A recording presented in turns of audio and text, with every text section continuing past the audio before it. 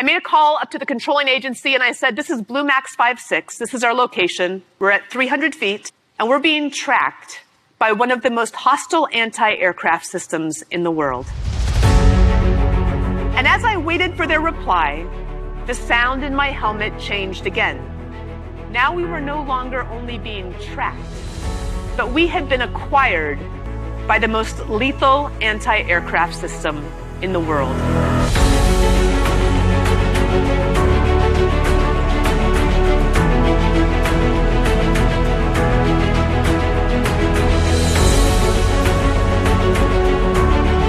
It's deep within our own hearts that we find what we need to lead ourselves and to lead others, and where we find that elusive but critical ingredient to success, which is something that I have always called grit.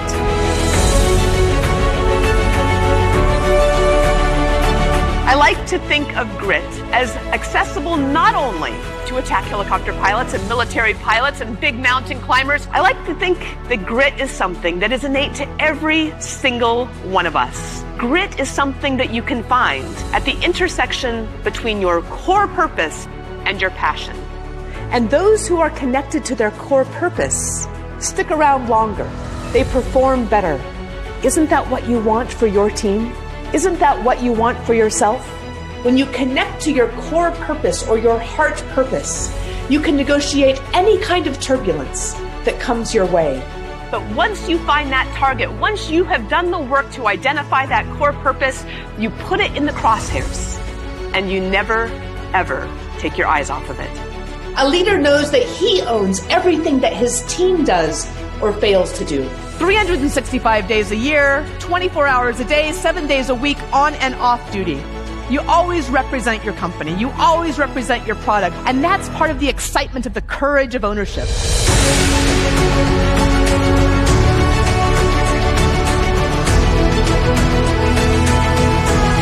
the spring of 1993, the attack helicopters weren't open to women to fly. It wasn't even an option.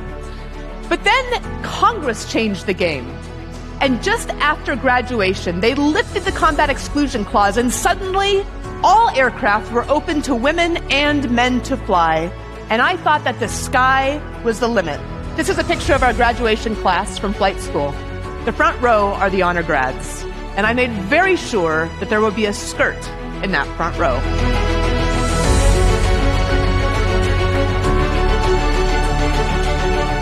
Because I was in charge of the pilots that flew the aircraft, I was in charge of the mechanics that fixed the aircraft. And I had to get out of that office and down the hangar steps, onto that hangar floor, and into the crew chief room where the guys were that turned the wrenches that kept those helicopters in the sky. Because I knew that our helicopter only held two, but that there was a team that launched that helicopter. But more than that, I had learned from my 1st Battalion commander that leadership is a sacred trust. And when he pinned on the silver bars of the 1st lieutenant for my very first promotion, he said, "The only good use of the increased power is the increased responsibility to take care of your people. Because when you take care of your people, the people take care of the mission." So what do you do when you face fear or doubt? Every leader fails. Every single one of us feels fear. Fear is just another form of resistance. You do the same thing with fear as you do on takeoff. You turn the nose to face the wind. And when you use it the right way, the resistance will help you to rise.